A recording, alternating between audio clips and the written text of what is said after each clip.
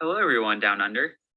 Great. I'm glad to be presenting to all of you today virtually about the IDSP program, as well as the International Dark Sky Association.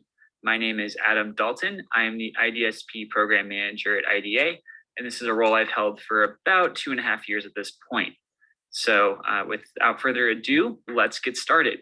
So some background information on the International Dark Sky Association, hereby referred to as IDA. Our organization was founded in 1988 with a very simple mission statement, which is to reduce light pollution globally.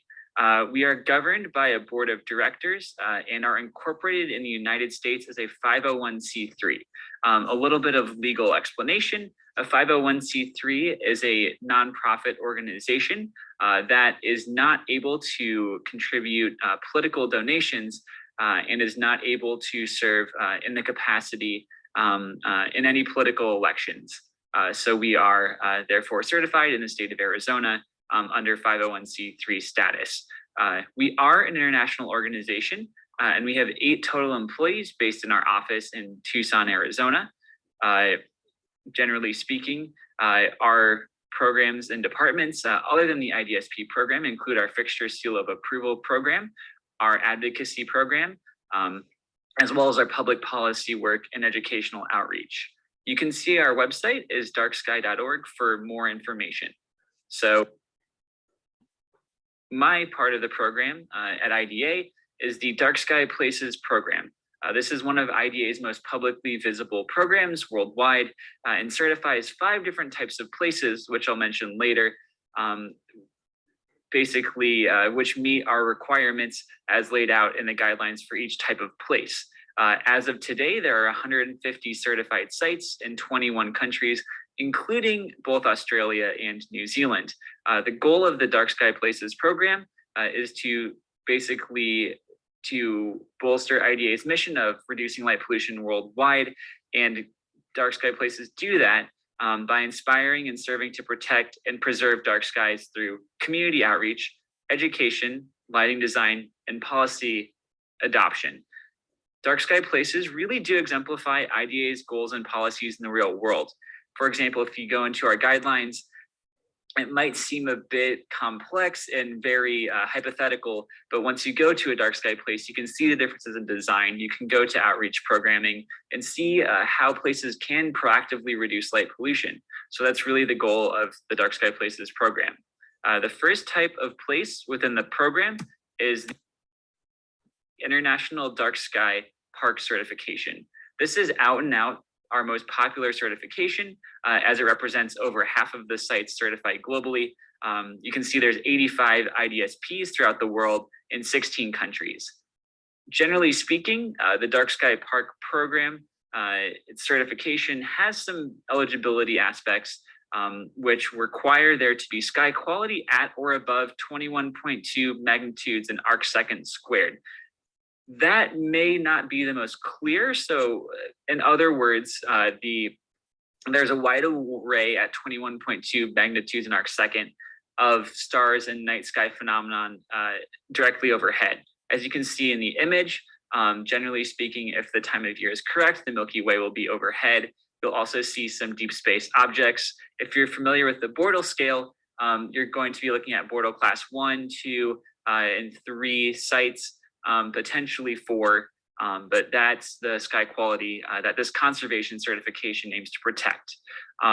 Also, dark sky parks are public or privately owned managed lands which are protected for their either scientific research or for conservation in perpetuity via legislation and allow public access at night. Some other criteria required to become a dark sky park is to adopt a lighting management plan and complete a restorative project. Notably, if there's lighting within the dark sky park, 2/3 of it must be compliant with the IDSP guidelines upon the time of application submission to IDA for final review. So there may be retrofitting required. Furthermore, dark sky parks require outreach to be held 4 times yearly. Outreach can be a lot of different things. It can be anything from stargazing events to astrophotography contests to night sky junior ranger programs. various dark sky parks throughout the world have come up with very interesting solutions and very interesting programming options to meet diverse public needs globally. Next on our type of certifications in our conservation realm, we also have dark sky sanctuaries. So there's only 13 of these globally in 6 countries. It's less common of a certification because these are some of the most remote places on Earth with some of the darkest skies on Earth. So as you can see here, the sky quality requirement is even higher than parks.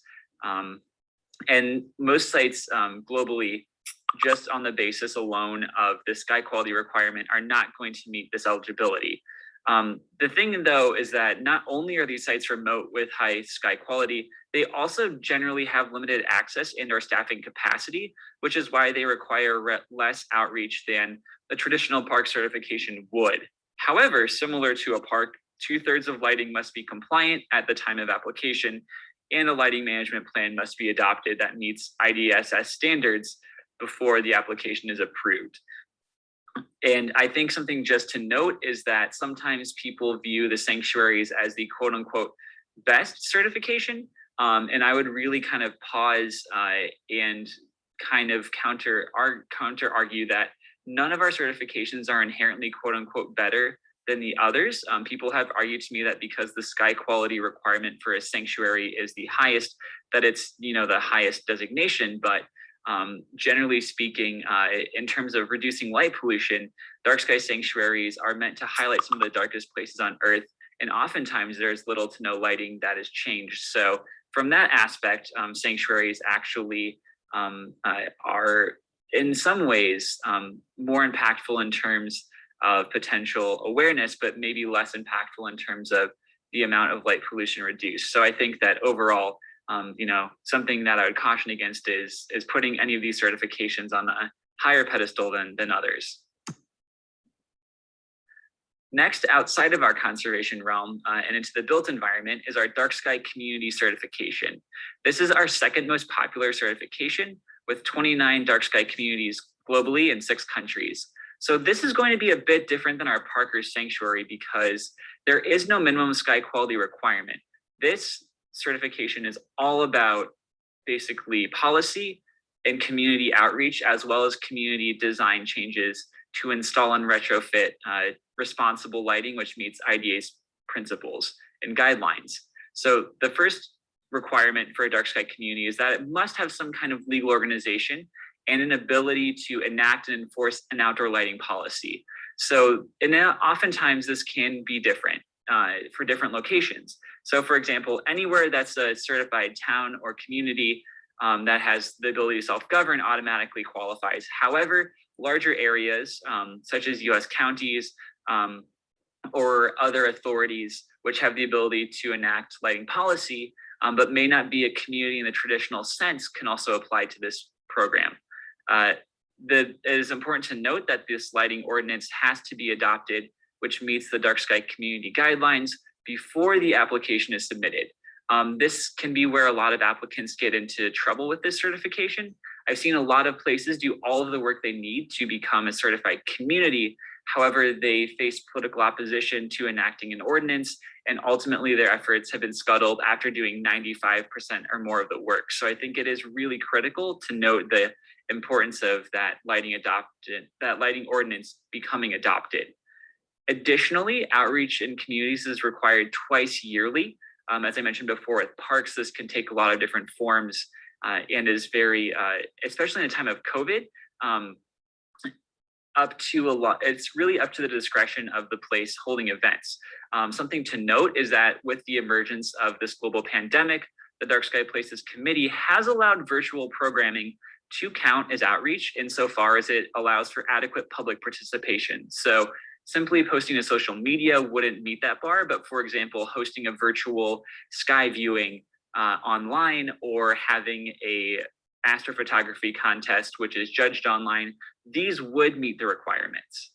Dark sky communities basically really, in my opinion, show that while it is great to protect and conserve our current dark skies, by changing the lighting within the built environment where most light pollution comes from, there can be many, many positive externalities, not only limited to reducing sky glow and glare, but also reducing energy costs, as well as potentially promoting astrotourism for other places which may have been economically less developed or been subject to boom and bust economies based on extractive industries in the past.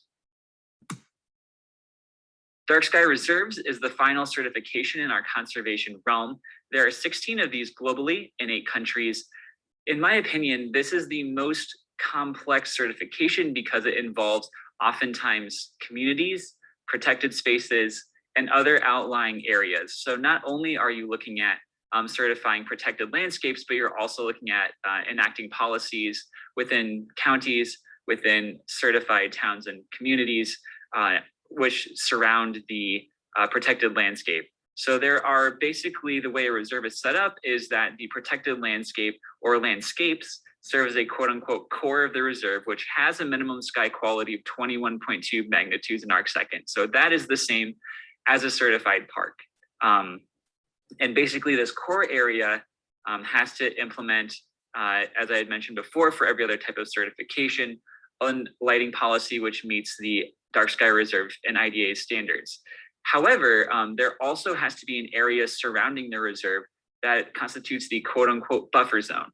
The goal of the buffer zone is to include populated places and as well as unpopulated areas, which under policy as well as design changes help to maintain and improve sky quality in the core of the reserve through their own design choices, and also to have that basically remain in perpetuity through the enaction of that policy piece. So really, this is comprehensive regional planning at a scale to reduce light pollution. This really is ideally what IDA is hoping to do long-term globally, as this really shows that protected landscapes as well as populated places can work hand in hand to effectively reduce and mitigate light pollution. Oftentimes, these applications are fairly long, just owing to the complexity of the situation. Something to note is that 80% of the area and 80% of the reserve's population is going to be subject to the lighting management plan. So there is a little bit of wiggle room for places to carve out or have areas which don't necessarily adopt the policies right offhand, still included in the reserve, because IDA does realize the heavy lift of getting a wide range and diverse range of people and sites to adopt a plan over such a wide area. Something also to note is that reserves are at minimum 700 square kilometers. So this is the only certification currently which has a minimum size limit. So that's another challenge, is that generally speaking, these areas are much larger than most of our other certifications, aside from a few extremely large outlier dark sky parks. Similarly to a park as well, it also has a restorative project and requirements for 4 times outreach yearly.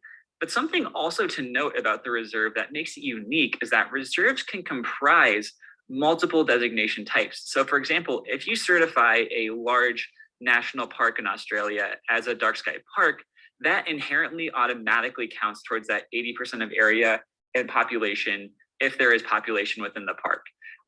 And basically, if there's already a certified site, they're considered quote unquote locked down part of the reserve.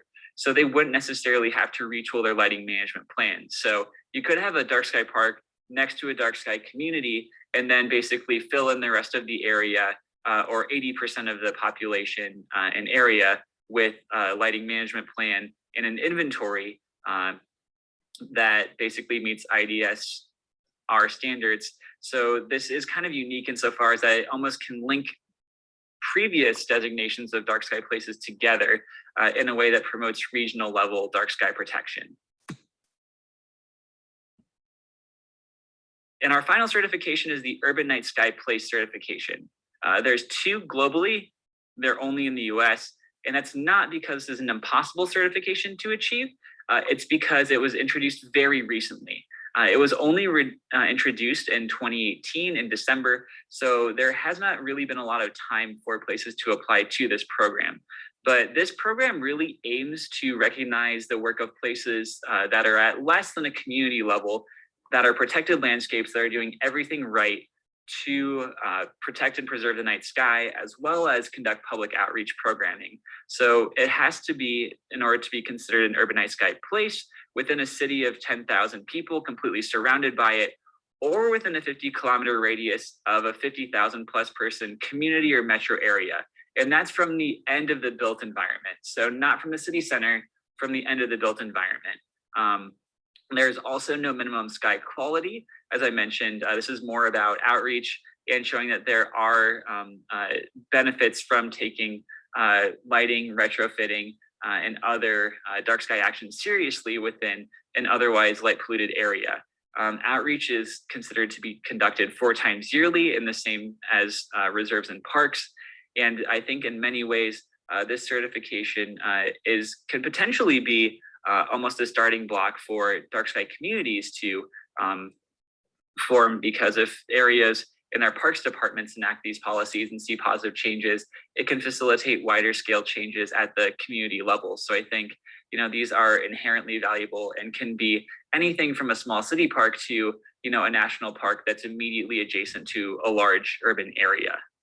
So since Marnie is going to go over this later after I finish speaking, I'm not going to touch on the subject necessarily as in depth as I would otherwise, but I'm just going to briefly touch over now how to apply to the IDSP program.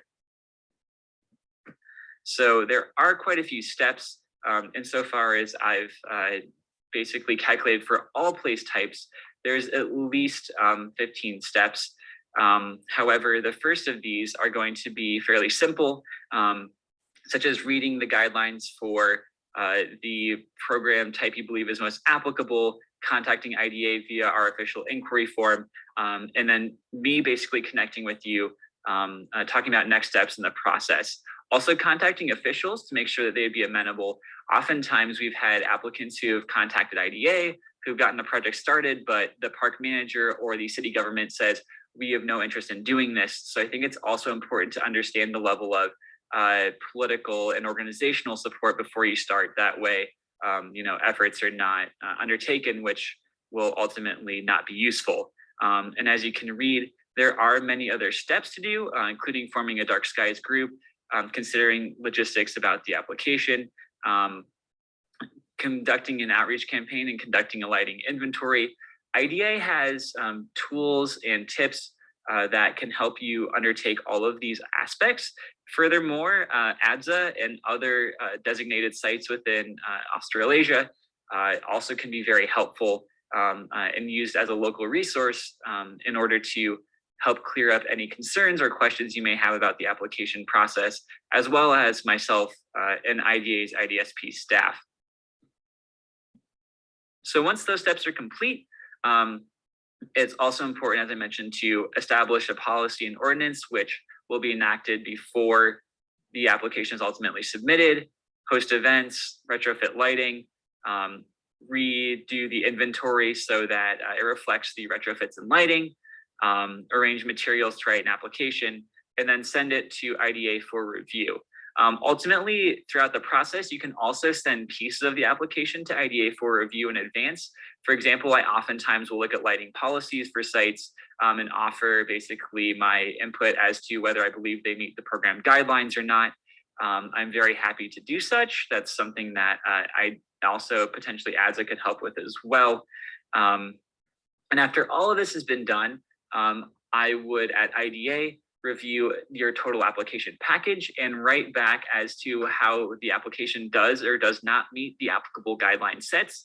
If you ultimately meet all of the guidelines, your application can thereby be submitted to the Dark Sky Places program for review. That's going to be reviewed by the Dark Sky Places Committee quarterly, yearly. So this is something that does take place on a regular basis and will continue to do so for the foreseeable future. So this is something that I think is very important to note. So generally speaking, in terms of a total timeline, it can take 1 to 3 years for most places to become certified. I've certified a site actually in Texas in the United States within 6 months of their first contact. That was because it was a small sanctuary with limited lighting that had an extremely responsive and passionate team who was behind the project. There was also a project which I got through in the last year, which took 10 years to certify because it was a large national park with many lighting retrofits to undertake, that also had a pretty much endless carousel of superintendents who would pick up the project, abandon the project, pick up the project, and there's little continuity. So that 1 to 3 year probably covers about 20 to 80% of the applicants, but there are definitely outliers on both ends as well. So I think before I finish, just to reiterate, I really do think that there are many benefits to becoming certified within the IDSP program, no matter what certification you look to achieve. I think they can be summed up as reducing light pollution, an ability to serve as a leader locally, nationally, and internationally in adopting and enacting best lighting principles. Furthermore, there is the benefit of astrotourism and the recognition that becoming an IDA certified site brings as well, which there are a few academic studies out there speaking to the benefits of astrotourism and the growth in that industry within the 21st century, especially with emphasis on the late 2010s and early 2020s. Furthermore, you can reduce energy costs by reducing the intensity of lighting and eliminating unneeded lighting. It also promotes ecological system health as well as human health, and it helps to preserve cultural values and that sense of awe of just looking up at a sky, full of stars that is becoming increasingly rare within the world today, globally and domestically. 99% of the population of the United States is not very easily and readily able to see the Milky Way from where they live. So I think it's becoming an increasingly lost treasure that I think places and people are becoming increasingly aware of the need to protect and are becoming to cherish more as it continues to disappear. So I think by joining this movement, there is a lot of power in connecting with sites globally who have had the same thought and the same desire to protect and preserve the night sky as you have. So if you have questions or want more information, there is my contact information. Given the time difference in Australia, generally speaking, there are actually some good times that I can still respond to things fairly quickly within both of our given work days. And I really am genuinely excited to see all of the efforts which may take place in Australia in the coming future. In my opinion, I mean, Australia has some of the world's darkest skies, and there are vast tracts of the country which obviously, as you know, are not developed and could really truly serve as global leaders in showing dark sky preservation efforts via policy, education, and design. So with that, I thank you very much for your time, and we'll turn it over to Marnie and the ADSA team, who is here to answer any of your questions. Thank you again for attending, and have a great day. Bye.